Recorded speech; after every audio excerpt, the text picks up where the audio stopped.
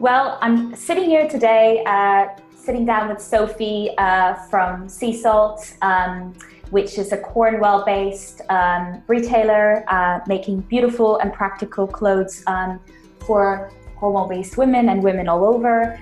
My name is Naz Darcy. I'm your customer success manager at Freshworks. And do you want to give a quick intro to yourself as well, Sophie? Yeah, sure. Hi, Naz. My name's Sophie Cotton.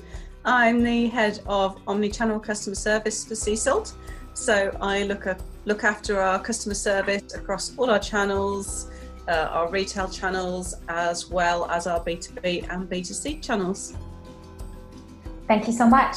So today we're going to be finding out about the Seasalt customer experience journey and how you've adapted to an increasingly challenging kind of business environment to do some really amazing things for your customers. So I guess my first question is, who is Seasalt? How many agents do you have with us, and where are you based? Okay, so as you said earlier, Seasalt is a lifestyle clothing retailer, mainly women's wear, and we're based in the southwest of England. We've got 68 shops in the UK and Ireland, and we've also got a strong online presence. And we also wholesale to multiple stockists around the world, including Australia, USA, and a lot of Europe. We've got around 35 agents who use the Freshworks products, and that's across 3 teams. So we've got a B2C team, a B2B team, and an omnichannel team that actually support both B2B and B2C. Most of the teams are based in Cornwall, which is lovely, but we also have some remote agents based in Ireland as well. Lovely. And so across those teams, which Freshworks products are you using? We use Freshdesk, Freshchat, and we've also recently started using Freshconnect. That's very true. And so I guess looking at how things have changed very fast over the last couple of weeks, what were you kind of doing 6 weeks ago? How was your setup and how has that changed? Okay, good question. And we have seen some changes. So at Seasalt, we try to operate a really omni-channel model with as much visibility of customer contacts as we can over the various channels of communication open to our customers. And our main channels are voice, that's the phone, email, and chat. I guess what we've seen over the last few weeks is a real shift in customer behaviours and a bit of a channel shift. So we're seeing a significant change in chat volumes, for instance, and chat is taking a much higher percentage of our contacts. We're also seeing an uplift in social conversation, and that's really significant. So we've really ramped up our interaction in this channel too. And I guess that's affected how we use the systems. So we've found, as our agents have obviously started to work from home, and that's been implemented really quickly, we found that Freshconnect has been really valuable for this, and it's really helped us keep in touch with other agents. We can ask questions quickly and we can raise queries really promptly, and we also have lots of lovely teams in Freshconnect as well, so we can have a social conversation as well. That's great. I know we've talked about the fact that moving to working from home situation is obviously quite new for you, and that Freshconnect has really helped you with that. So that's great to hear. So I guess based on your experience, what are your top tips for companies like you, especially within retail, who are responding to this challenge and figuring out a new way forward? I would say the top tip is be agile. We had on my business plans for the year to actually trial working from home anyway. So we've basically had to bring that forward and action that really, really quickly. From my point of view, I would really strongly suggest that you encourage your IT support team to really prioritise customer services. That conversation with the customer, especially at this difficult time, is vitally important.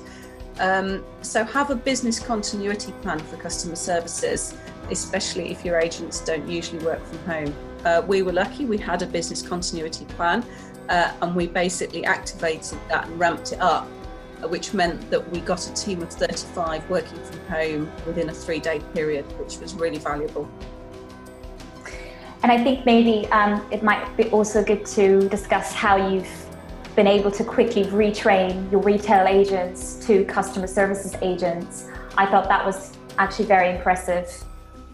Yes, obviously we've got 68 stores across the UK and Ireland, and all of those stores have closed for the time being.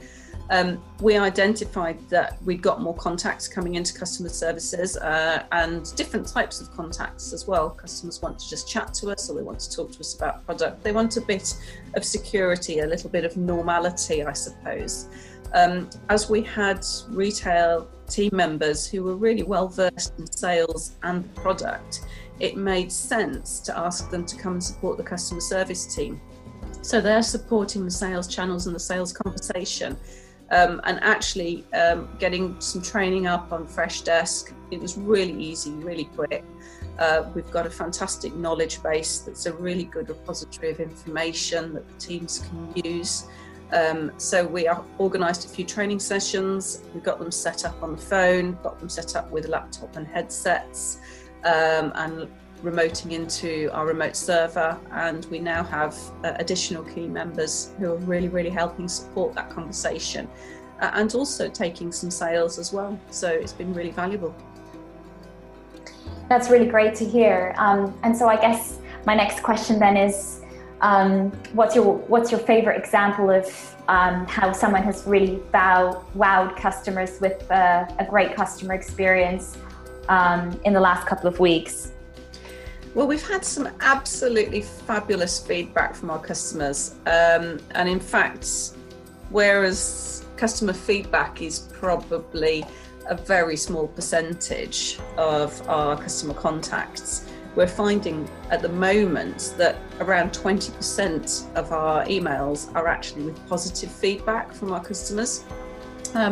What we're doing is we're sharing this feedback with other teams in the business. We actually have an app that we use across the whole business for communications, and we're sharing some of that customer feedback both in board meetings and in the app for the rest of the business, and that's been really uplifting, and it's really buoyed people along, I think, at these difficult times, to know that actually we've made a difference to that person's day. We're very aware that a lot of people that we're talking to, we might be the only voice they speak to during the day, especially when they're locked down at home. So we try and make those conversations matter. We don't time the team on call length. We think it's really important that once they're talking to that customer, that they devote their full time and attention to that customer. And we've had some fabulous feedback from our customers about this as well. We think it's really important. That's really interesting to hear how it's also changed your metrics and the way that you think about customer service. So that's very interesting. So I guess looking to the future, what's the next step for you within customer engagement as you come out of this and maybe go back to a BAU situation? You know, has anything changed in the way that you view the future of customer engagement? Yes, I think a number of things have changed. Actually, I think the way we'll interact with customers will change. We've got a lot of customers who would normally just shop in retail, and they've started to come to shop with us on our website whilst our retail stores are closed. We think that behaviour to some extent might continue, so we're expecting to see more omni-channel customers, and we've done some research on our omni-channel customers. We know they're more valuable to us as a business as well, so that's really going to be really interesting. Within software and IT, I think we're keeping a very close eye on bots. I'm not sure our customers are ready for a bot response just yet, but I do think there's a lot of benefit in workflow automations which could be really valuable. We're also looking at alternative channels of communications, including integrations with WhatsApp, and we're really going to build on this experience of working with a remote workforce. There's a lot of benefits to this model, which we'll be exploring in more detail in the future. That sounds really interesting, especially I think looking to the future and seeing how many customers will shift to buying online now that they've started to explore that channel, and how that's going to affect retail and potentially be a growth engine in the future. So thank you so much, Sophie, for your time today, and I look forward to exploring those topics with you going forward. That's my pleasure, Naz. Thank you very much for taking the time to chat with me today.